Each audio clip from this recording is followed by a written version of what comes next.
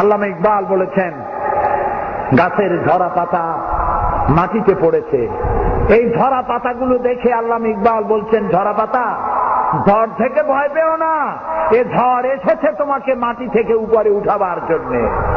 সুতরাং যে ঝড় ইসলামের বিরুদ্ধে এসেছে, এই ঝড় এসেছে এই জন্য বাংলাদেশের এমন কোন ঘর থাকবে না যেখানে জামাত ইসলামী পৌঁছাবে না। শান্তির জন্য কল্যাণের বার্তা নিয়ে সারা বাংলাদেশে সর্বত্র ইসলামের দাওয়াত পৌঁছে যাবে গণতান্ত্রিক পদ্ধতিতে।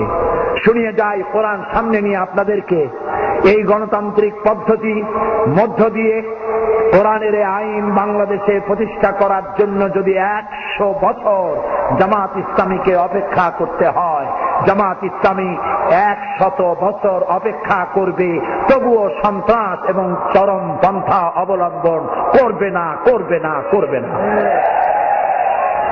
আমাদের অসংখ্য সাহিত্য ভান্ডার আছে, বললে হবে না জামাত ইসলামী কোন ইসলামী দল নয়। যিনি বলেন তিনিও কিয়ামতে উঠবেন, আমরা উঠব। আমি 50 বছর কোরআনে কারীমের খেদমত করি, আর 1973 সনে জামাতের রুকন হয়েছি। জামাত যদি সাহাবীদের বিরুদ্ধে হবে, জামাত যদি রসুলের বিরুদ্ধে হবে, আমার 50 বছরের একটা ওয়াজের মধ্যে সাহাবী আর রসুলের বিরুদ্ধে কোনো কথা থাকা স্বাভাবিক ছিল না? আছে কোথাও? আমার পা থেকে শুরু করে মাথা পর্যন্ত সুন্নতের কোনো অভাব আছে? সরসিনা মাদ্রাসায় পড়েছি, খুলনায়ও পড়েছি। ওই যে জামা কাপড় পাইছি বহুরূপী কোনোদিন হই নাই, যেরকম দাড়ি ওই রকমই আছে।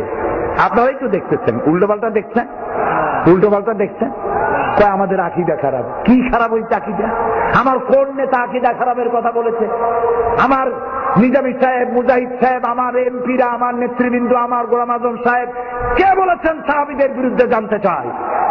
কে বলেছেন নবীর বিরুদ্ধে? আপনারা বলেন জামাত ইসলামী কোন ইসলামী দল নয়। আল্লাহকে ভয় করুন, কিয়ামতে আসামি হতে হবে, আসামি হতে হবে, আসামি হতে হবে ইনশাআল্লাহ। আপনি যে কথা বলেন, আজ আমি নাম নেব না, আমি নাম নেব না। আপনি যে কথা বলেন, সেই আপনি কথা বলেন দিলীপ বড়ুয়ার ভাষায়। আপনি হুজুর, আপনি কথা বলেন রাশেদ খান মেননের ভাষায়, আপনি কথা বলেন সাইফুদ্দিন মানিকের ভাষায়, আপনি কথা বলেন শেখ হাসিনার ভাষায়। তাই জাতি মনে করে হয় আপনি ভারতের দালাল, আর না হয়